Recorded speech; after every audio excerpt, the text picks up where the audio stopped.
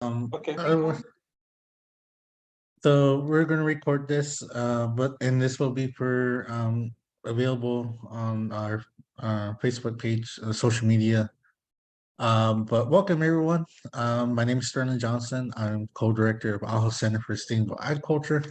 I am I'm very excited. We have been doing this workshop, and then this is actually the last scheduled workshop that we had for this month.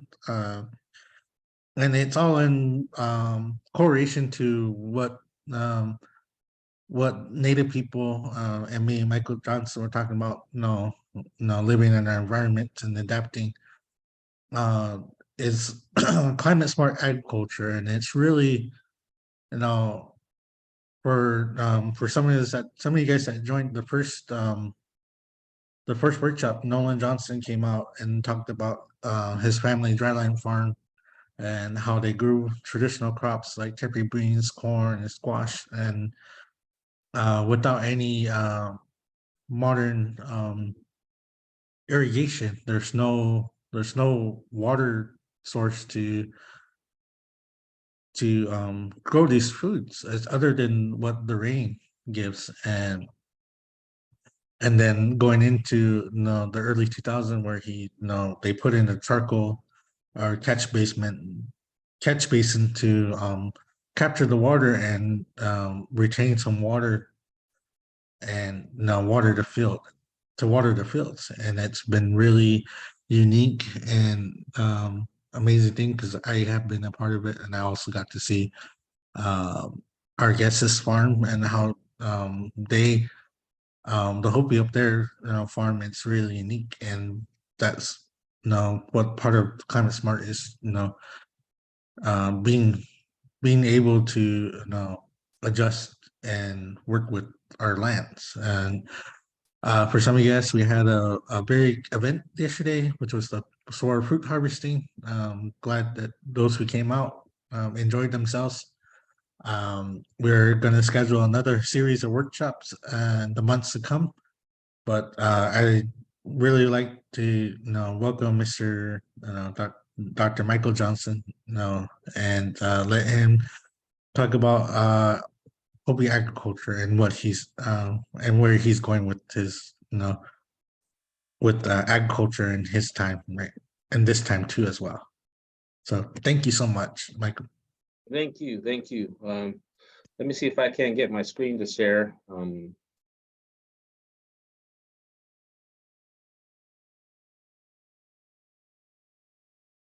Let's see here. Trying to get the right one on here.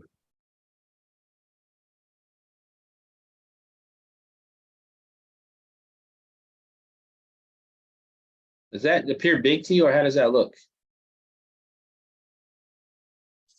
It looks good to me. Let me try something here. Okay, I forgot to make the announcements. Everyone, this is educational workshop. So if you are, please disclose if you are doing any research or anything in that. But this is more or less for people to uh, educate themselves about growing and especially traditional farming. So please disclose that if you are doing research or anything like that. Thank you so much. Okay. All right. Well, I can't really see everybody. I've got a box up here that I can, see your names and things like that. But, I really appreciate, being invited here by Sterling in the center here to give this talk on the intersection of language, land, and farming. I'm a 250th generation farmer up here on the Hopi Reservation. We've been dry farming since time immemorial. And so we have about a 3,000 year history, I guess, up here on Hopi as far as the techniques that we use and where we're located. We're a reservation that's surrounded by another reservation, only one in the United States that happens to. But we've been here forever. And so what I want to talk about today is the intersection of language, land, and farming. I'm going to talk a little bit about the techniques, but I think one of the main things when we talk about climate smart agriculture is that indigenous people have been doing this since the get-go. We've always adapted to our place. Unfortunately, a lot of the tribes in the United States have been relocated. They still have some of that knowledge, but a lot of that's been lost over time. And so as for myself, I'm a assistant professor at the University of Arizona in Tucson. A lot of my work looks at outreach. I'm part of the Indigenous Resilience Center here, but my home department is the School of Natural Resources and the Environment. And so with that said, I've been farming since I've been about 10 years old. My father dropped me off on the reservation where my grandfather was at, and just about every summer since I was about 10. And that's where I really learned how to farm. I've been really enthusiastic about that until I got in my 30s. Then I started saying, hey, look, this is something I really want to do. And so I pursued my degrees and finally got a PhD in 2019. And now I'm over here at the University of Arizona as part of the institution. But I'm trying to make it better, but we'll see what happens. So anyways, the overview, I'm going to talk about a little about the overview, a little bit about culture, a little bit about techniques and some of the policies that I'm working here at the University of Arizona. And right off the bat here, I want to show you kind of the semi-arid environment we live in. Basically, there's just a lot of brushes, a lot of sand, a lot of, clay soils, things like that. And so this is kind of the area that we farm in. Sterling was right. We do not use irrigation up here. There is a village to the southwest of us called Munkapi that they do use irrigation, but even their techniques are very simple. They only irrigate their fields maybe 2 to 3 times a year. And that's it, because their seeds that they have been adapted for thousands of years. So, this is one of the main reasons, and one of the things that I like to push home is that that 80% of global biodiversity now is on 25%, only on 25% of the land, and it's governed by about 5% of the world's population, which happen to be indigenous. So basically what this is saying in the short go is that indigenous people control 80% of the global biodiversity throughout the world. And so that's very important, because without diversity, guys, without biodiversity, you really do not have any true sustainability.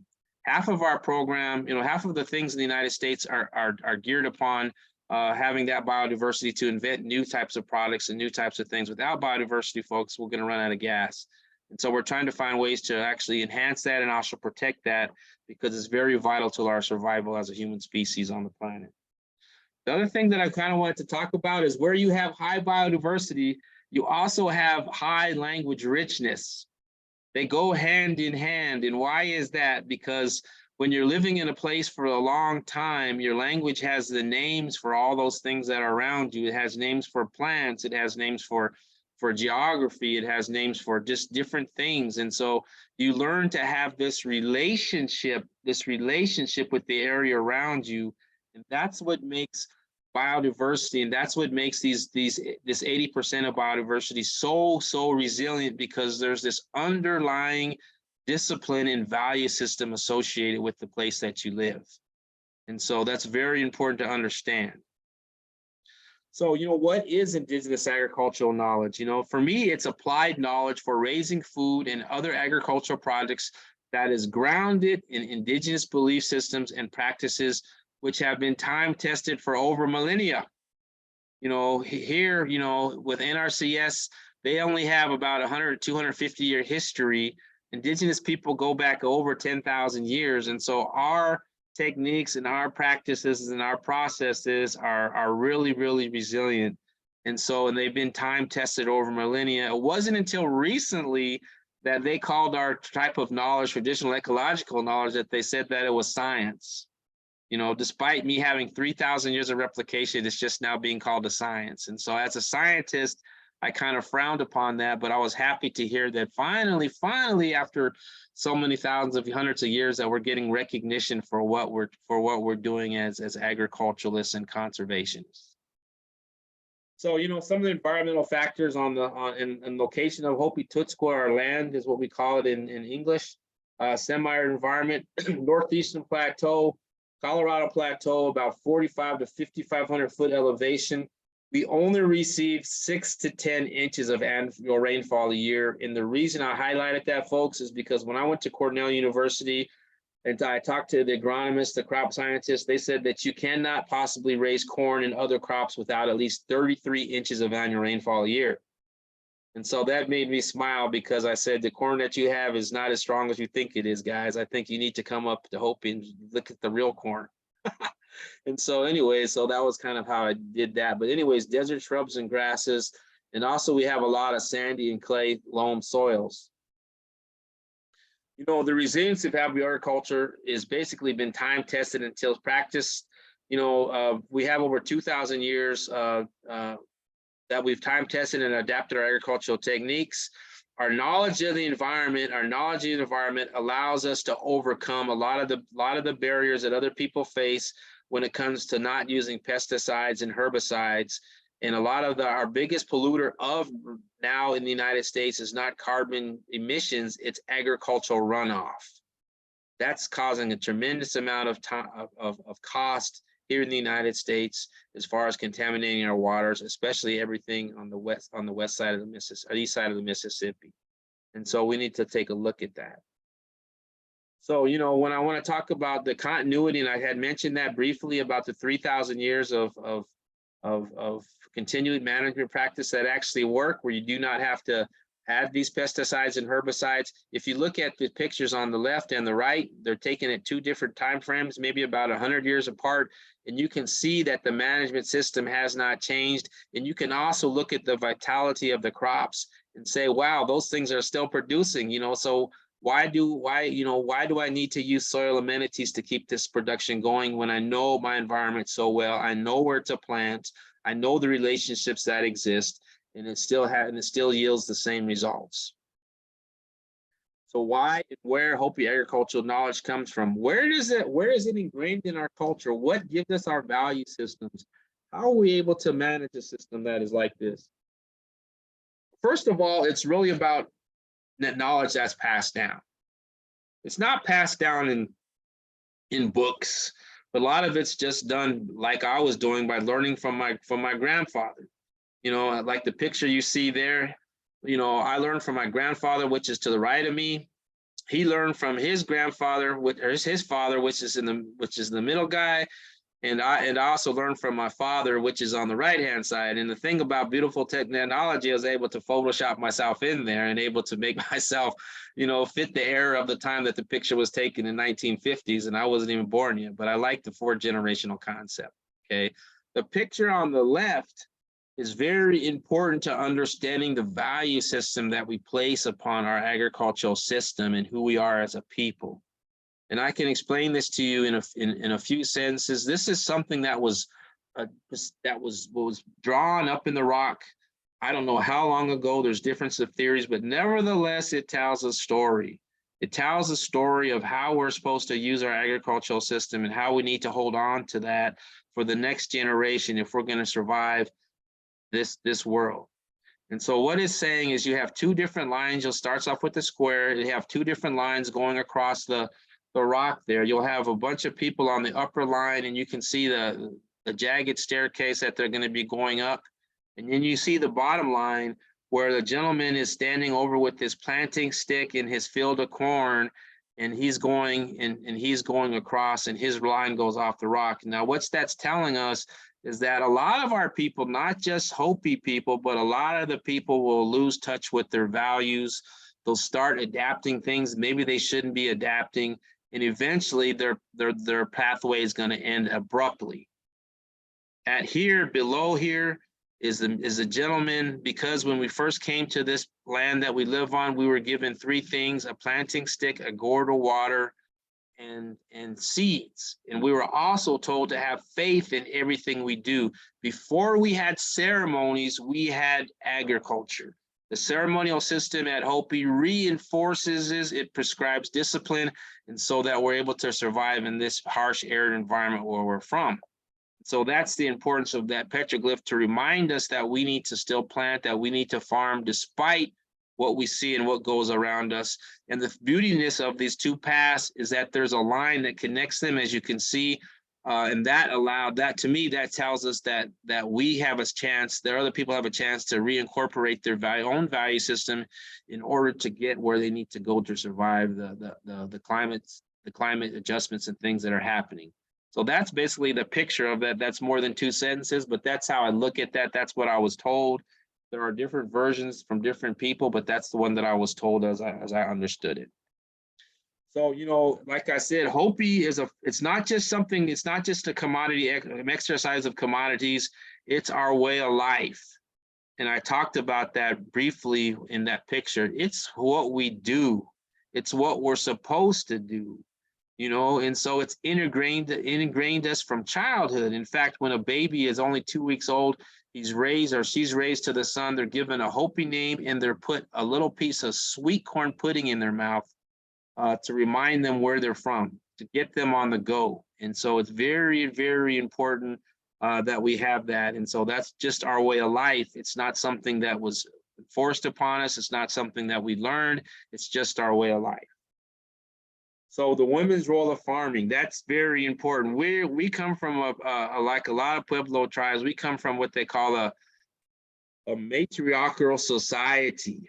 The women own the fields, they own the seeds, they own the harvest, they own the house. They elect, sometimes put in leaders in traditional leaders into the various societies that we're from. And so I think, my head's off to them because they are the true balance. They are the true thing that makes our society stick together, and so our role as Hopi farmers is to go out there and take care of that field, plant that field, and give it all back to the women so they can distribute it and tend to the needs of their own communities.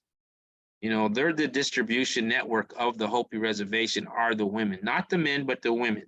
And so that's very important to exercise. It doesn't have anything to do with gender roles. What it has to do is bringing out the balance in our society that we need to survive.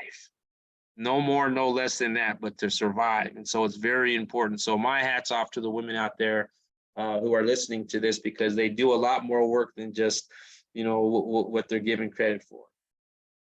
When I talk about this integration, if you can look at, when I talk about place names, all of these names, Muya is the word for Hopi, that all has a place in our agricultural calendar. It goes right after the other.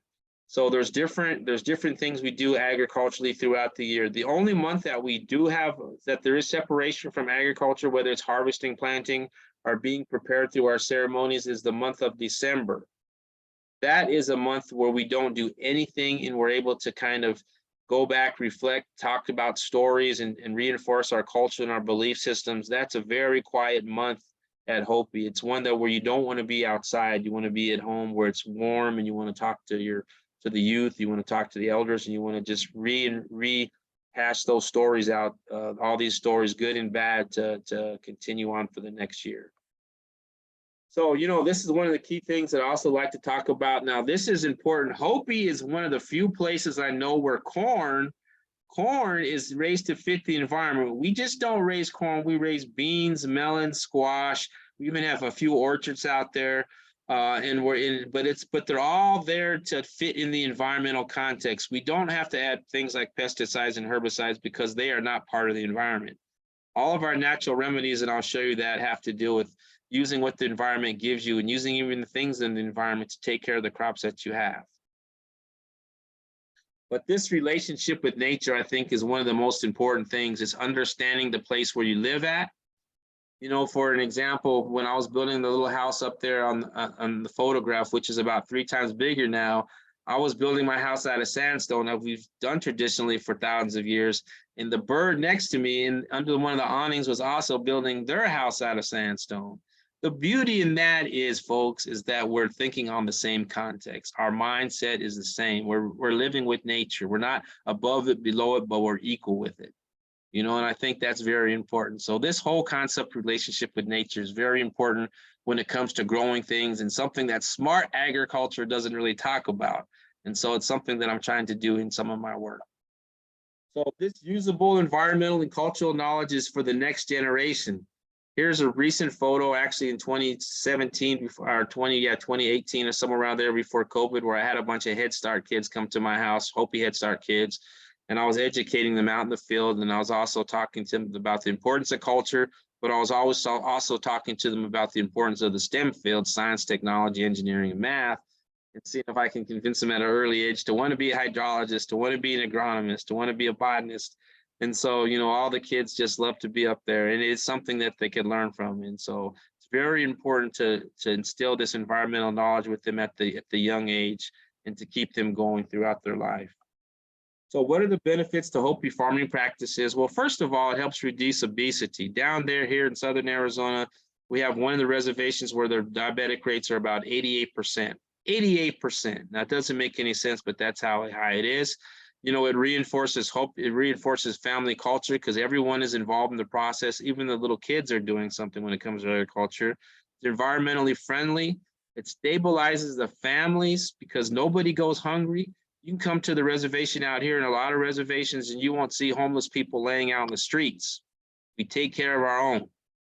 One of the best things that happened recently was this might be a political statement, was it was ICWA, the Intertribal Welfare Act, or I forgot what that has to do, but it has to do with adoptions. And so we're able to keep our own kids here on our reservation, no matter how the conditions, are able to keep them here and raise them. Maybe not necessarily the family, but the families are able to raise these kids rather than being shoved up somewhere and stuck in a foster home. Things like that, we're able to take care of our own, which is, we couldn't do that before. That law was done in 73. So we could not do that. They were just picking up from here, taking here, and distributed everywhere. And so that's not right. So it increases the concept of sharing. You have to learn how to share in order to manage your fields. That means when you come out here, you ask people to come help you. You have planting parties, and they're able to share, and you're able to give back some of those products that you produce to them. So it also learns to have a real respect for the land. Our fields only average just 1 to 5 acres. They're not 2,200 acre fields or 1,000 acre fields. They're small because our environment does not allow us to go any bigger than that. Otherwise, we'll lose all our topsoil because of the wind and soil erosion that comes from having such a big field in a place that as remote as Hopi, and trying to be nothing but sand if we did that. So what makes growing crops in the semi-arid region possible without sustainable annual precipitation irrigation? These are some of the techniques that I'm going to talk about. So what makes these crops grow in an area where you're not using man-made irrigation systems? What makes them happen like that? What makes them so beautiful like that? First of all, when we look at the water budget at Hopi, this is a little bit different than the Western ways of doing things, and everything is conduced upon soil moisture. How do you make sure that the soil is moist enough first to germinate those seeds, and also plant in areas where you're going to catch any monsoon rains? So it has to do with that. It all has to do, all the techniques that I'm going to be talking about today are how you're able to conserve soil moisture, because that is the #1 thing that we have to have in order to grow crops. First of all, there are 2 key factors in Hopi agriculture: the amount of snowfall we have. This year was an abundant year. We have a lot of snowfall, and so we're going to have a good crop this year. And the amount of rainfall. The amount of rainfall is a lot less important, but it's very important, but a lot less important than snowfall, because what that does is, you can see the field that's been flooded after one monsoon event, it feeds those plants so that they're able to produce a full cob full of kernels, a full pod full of beans. It needs that extra moisture at that time in order to fulfill out and continue its life cycle. So we also use this existing vegetation as indicators of soil moisture prior to planting. I can see, especially the plant on the right-hand side, or maybe your left, looks kind of like a bush. Those are very, very important plants because they have a shallow root system. Some people call it rabbit brush or snakeweed, things like that. But that because of their shallow root system, when we know they're green up like that, and we see abundance of those, we know that the soil moisture is not that deep. We don't have to plant that deep. Planting at Hopi goes anywhere from 6 inches to 1.5 feet deep sometimes, but we're still able to raise crops. Not all crops can be planted that deep, but corn can go down that deep. I've planted it down 2 feet deep before, and it's come up. But I just don't plant one single kernel. I plant multiple kernels, and I'll explain that. First of all, this environmental factors also determine the plant spacing. We plant our crops far apart from each other. We clump our crops. The thing about clumping, especially corn, it helps with a number of things. First of all, it helps shade each other. The second thing it does, it helps with pollination, because they're so close like that, they kind of shake the pollen on each other. It also helps with with predation, because when those ears start popping out, they pop out sometimes in the middle of the canopy there. So the crows can't get in there and take those ears. They can only get the outside ears. It also allows for when the crops die, you know, we knock the plant down. We don't take the plant like they do in traditional agriculture. We just leave it there. We just take the herbs, and I mean the corn or the ears or the beans, and then we're able to plant in between the rows the following year, because over time the snow drifts will come and they'll form up against those leftover clumps, and that's where you'll plant the following year, because you remember I'm trying to get soil moisture. So all this has to do with soil moisture. Also, the far spacing, it eliminates the competition, but you have to have a clear, clean field in order to do that, especially at a young age, because you do not want weeds competing with your crops. So, you know, 1 or 2 acre fields, like I said, is located in some of the places that we do plant out there. You can see the middle picture. That is a big mesa outcropping of rock. So we divert the water that comes running off there. We take advantage of those channels. We divert them into our fields. And as a result, you'll see after one monsoon rain, you'll see all new soils in there. After the sediment goes down, the water goes down, you'll see all new soils in there. So we do not have to rotate our crops. We also plant on sandy slopes. We're excellent sand dune planters. You know, if they make a new movie part 3 in Dune, maybe they'll come out to Hopi and learn how to plant crops. But anyways, and so, you know, we're able to plant dunes because, you know, a lot of times when it does snow up like that, there's layers. We have layers, different soil stratospheres, and maybe 2 or 3 feet down will be a clay layer. And so despite all that sand being on the surface, the roots will get down far enough to penetrate that. And those things act like a big canteen. They hold a lot of water. And so that's how we're able to plant on sand dunes. So washes and channels is one of the things that we also do sometimes even during a dry year, because there's always seems to be continued soil moisture down there, especially after monsoon rains and snowfall. We'll go down there and plant in these washes and channels. And the thing about the one danger with that is sometimes when we have a big event, if we don't harvest our corn fresh, they'll wipe out that whole field. But that's okay, because we realize that before we're going to go plant it anyway. And so, but here are some of the techniques that I want to talk about. These are plant-based adaptive management techniques. The one on the right-hand corner at the bottom was what I say, that's the residual left over from harvesting corn. Like I said, snow drifts come across that. The following year, we'll plant in between those rows, because we're going to make use of that excess moisture that they collected during the winter season.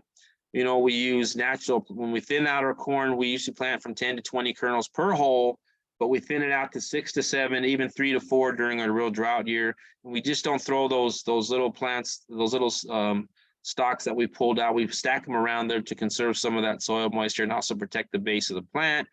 You know, there's also things like, you know, the watermelon plant up on the left-hand side. We go out there and we'll stake those vines apart as they start to sprawl, so they don't get tangled up and not get the flowers get knocked off, because then you won't have any fruit.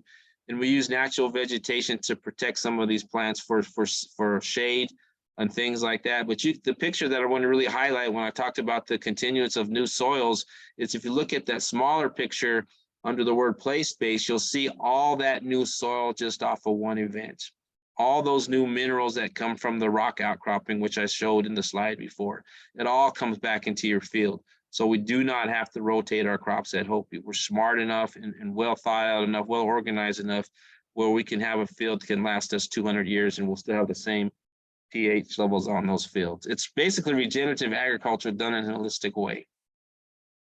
So some of the challenges that I have, you know, when I say that we don't use pesticides or herbicides, are basically our natural challenges, but we're kind of comparing apples and oranges here. So we can manage a lot of this stuff by hand. Things like squash buds or aphids, we're able to go lift up a canopy, take off those eggs by hand. We're able to deal with some of the gophers, the cutworms on the bottom right-hand side. Those have been horrible this year, but I've managed to have 2 good fields, and two of them other fields aren't doing that well because of the cutworms. And so what they do is they go in there and they just start cutting at the stem of your plant, and then when the plant just winds up and dies. So you can fix those. We have remedies. You can put cans over that, move those worms first, and then put cans over it. But one of the techniques that I like to do, especially when we have high winds and sandstorms coming in, I like to go over it when they're very young. Like you'll see the big picture on the right-hand side. That's something that I do. I go out and I cover my plants in sand, and I put a stake there. And then after the sand blows over during a sandstorm, I go and cover them again. And so those leaves are happy to have that happen, and they don't shatter, they don't get torn up. It's just something that you do not learn in books. This is something, because of our high winds up there on the Colorado Plateau, we've learned to do over thousands of years in order to increase our chance of survivability in that arid region. So, some of the modern approaches to agriculture right now is not everything that comes from modern times is bad. We used to have planting parties. We used to have 10 to 12 people out there plant a 1 or 2 acre field in about an hour. But because some people have moved off, and they will come back, but some of them are moved off to take jobs, we have trouble getting the planting parties together. So we've come up with modified equipment. Modified equipment that I hope the University of Arizona takes seriously and starts to want to copyright to help benefit the people who invented this stuff, because this is amazing equipment for dry farming. One is our straight blade planter down at the right. That only our straight blade cultivator, that only skims the surface, cuts the weeds, and we don't lose soil moisture from that particular implement. The other ones are just deep row planters, folks. Deep row planters to reach the soil depth where the moisture is at to germinate those seeds. Single row deep row planters. But and by doing this, guys, we're increasing the level of genetic biodiversity. I do not, here at the University of Arizona, look at the genetics or the genomes trying to find a new drought tolerant strain. That's not my place. My place here at the University of Arizona is to increase the production of these indigenous crops so that we're able to put them into school lunch programs that the kids on reservations eat, so they can have a healthy diet, not one that USDA designs, because that's not meant for us biologically. That's meant for other people. But we need to have healthy food within our communities, something that our bodies have always been used to. We wouldn't have such high rates of biodiabetes if we were eating healthy foods. And so I'm just trying to increase those in order to benefit the benefits of the community. So, the other thing is drought tolerant plants. There's no other corn that I know of, or maybe there are, like in Africa, they do have a couple of strands that they do eat, not necessarily corn, but some other stuff. I think it's millet that they plant in the same way, that are extremely drought tolerant, that used to feed a lot of people. But look at the ground and look at how well my plant's doing during this period of dryness. It's thriving. It's thriving. That's 3,000 years of indigenous ingenuity, folks. That is working. That is science at the get-go from a basic level. And we have a lot to learn from indigenous people still left.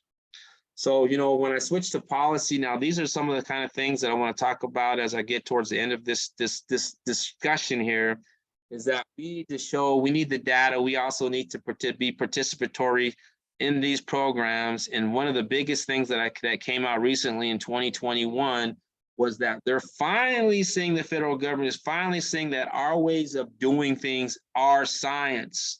They're not just some made up thing, that they are science. There has a whole process behind to get them. 3,000 years of replication ought to be a science.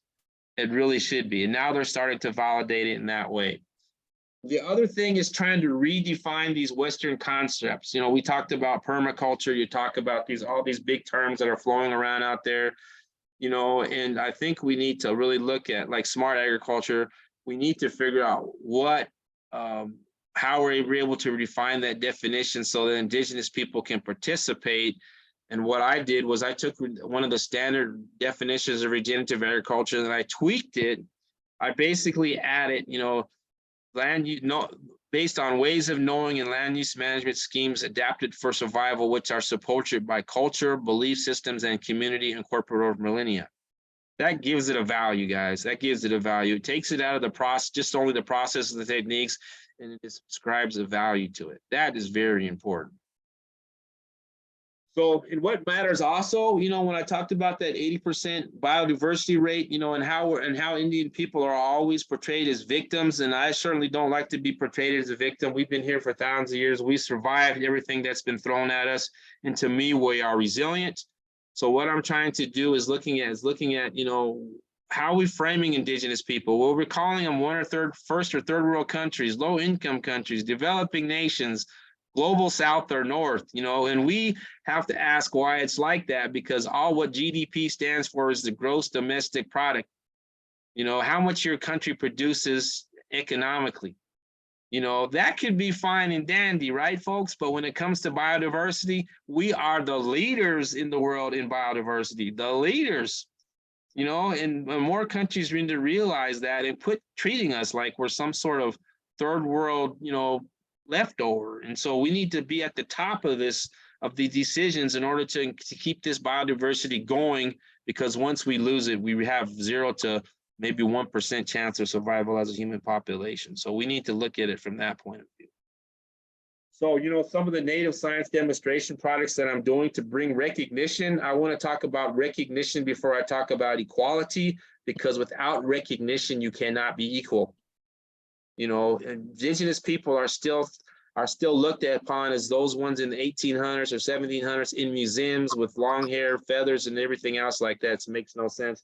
But I've got some cool demonstration projects that I'm doing. One of the biggest ones is at Mesa Verde, where I'm doing an all Pueblo Indian agricultural project starting in 2024. It's a co-management project with the National Park Service, and I'm going to show them what Pueblo agriculture is really about. That would also include my friends down there from Gila River, Sacatone, and everywhere else, because they are Pueblos. We just stopped at different places on our migration route. So some of the barriers that we still need to talk about is that there's just no lack of natural resource data in Indian country. We need to get that, because we need the data to prove our point that we are stewards of the land. We've been doing this despite having relocated. We're still doing this. You know, we need a little bit more help with the lack of financial capital. We're always the first to get there, but the last to be served. And so we need more help with financial capital to run conservation programs, to continue our way of life into not only for today, but into the future. And we need to look at land and tenure insecurity as a threat. Has been a thing. And for those who don't know about land and tenure insecurity, it's like what we have here in the United States.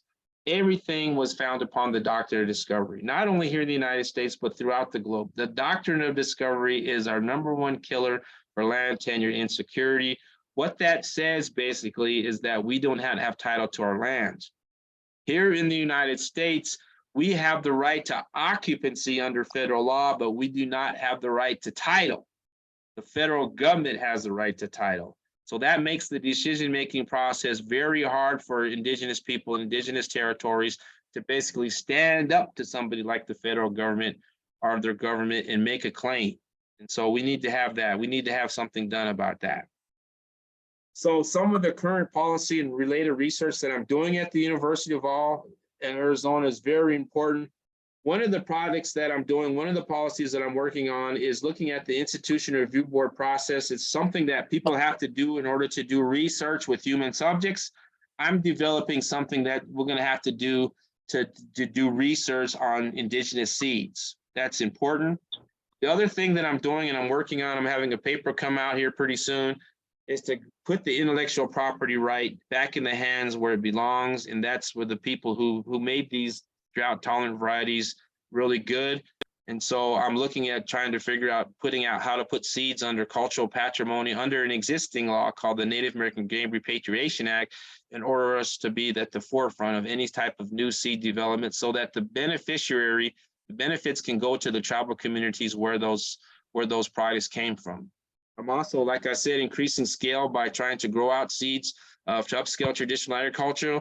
I'm also looking into new nutritional analysis on these traditional products, so that we're able to find substitutes and also get these back into the communities where they came from. Everything depends upon data, people. And I'm also want to come up with ways to mitigate the risk to adapting any new technology to the tribes themselves. This is what they call climate smart agriculture. I'm coming up with the best practices, whether it's drip irrigation, flood irrigation, whatever we need to do in order to benefit from new technology that will suit us in our environment, and that we will be the beneficiaries of that. And so that's kind of the research that I'm working on. And so with that, guys, you know, I'm kind of done with this presentation. I really appreciate you. You know, this is a house at Hopi that I built. It looks over my fields. This is where I live at when I am there. And so if there are any questions or anything like that, I hope I didn't talk too fast. I hope I broke it down pretty simply for you. I'm willing to take those right now. So thank you very much.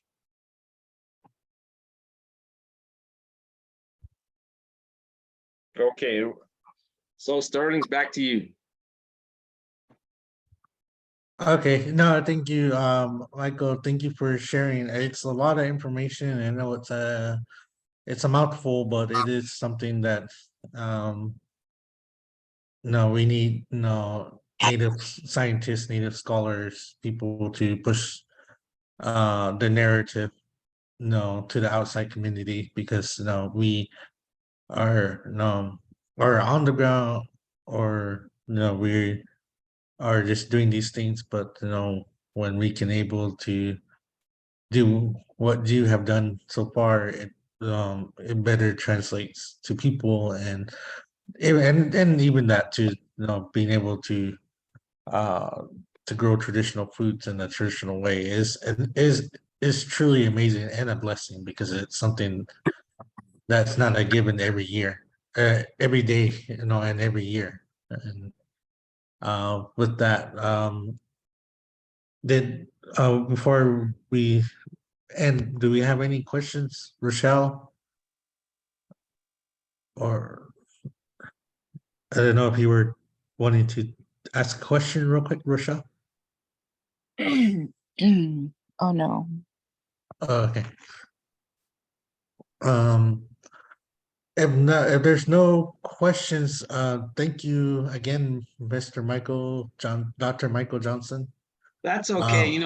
Starting, I kind of, I know people don't like to ask questions sometimes, and I probably did say a lot. But I really appreciated everybody being here, and I think, that's the main thing, that you're here and you're listening, and I appreciate that. But also, I don't know what everybody does, but I'm pretty sure that you do your own thing with your own community, your own families, and I really appreciate that. Also, it's just good to be here today, and I appreciate everything you're doing. At some point, I would like to do some of these things in person, but my doors are always open at the University of Arizona and even my house. Like, people come to visit me sometimes. So, but I'm always willing to help and I'm always willing to talk. But I think one of the most important things that I like to talk about is just, the importance of educating our youth, giving our youth something to look forward to, and making them feel the way they should be. It doesn't matter what race they are, but just to make sure that our youth are well taken care of so that they're able to survive the things that are going to come. So I'll just leave it at that. But thank you very much for letting me be. All right, thank you so much. And yeah, I hope he has a lot of things going up. If you're fortunate enough to be invited to some of the dances or you're going back home, um, there's also runs. There's the Water of Life run. Gives you an excuse to go up to Hopi and possibly maybe even camp out Yep. at someone's house or in the community so that you can do a nice run. It is a beautiful place. It's full of amazing things. If you haven't been up there, explored any of the sites or any of the farms, it's very beautiful up there. It's no, it's a to me, my first time up there was very very unique because it's like it's sand and it's we're so used to seeing mountains but now to see actually the sky in a different way, it was really awesome. And it's like, yeah, it kind of felt like home, doing to be able to see the sky that way, and it just made me feel comfortable. And of course, being out there in the community, you know, sharing stories and but if anything, if anybody's interested, you can follow Mr. Johnson here, Michael Johnson here on his Facebook page. You can find him on there. He did put his email address there as well if you want to contact him for any presentations or any information. But thank you so much. This was our last one for the month that we had scheduled. We are hoping to have another one and scheduled to for another series, both virtual and in person as well. So we're looking forward to scheduling that one as we're preparing for our planting season. Um, and we're grateful for that and everything. Everybody has attended all the in-person workshops, all the virtual workshops. Thank you so much. This is all the information. We want to be not just the source of information, but bring people who have multiple sources so that you can learn and actually apply for the future. So this is the conclusion of the Climate Smart Workshop series for this month, and we're going to have another one in the months to come. So please, you'll see this on our social media, Facebook and Instagram, and we are grateful. So thank you, Dr. Michael Johnson.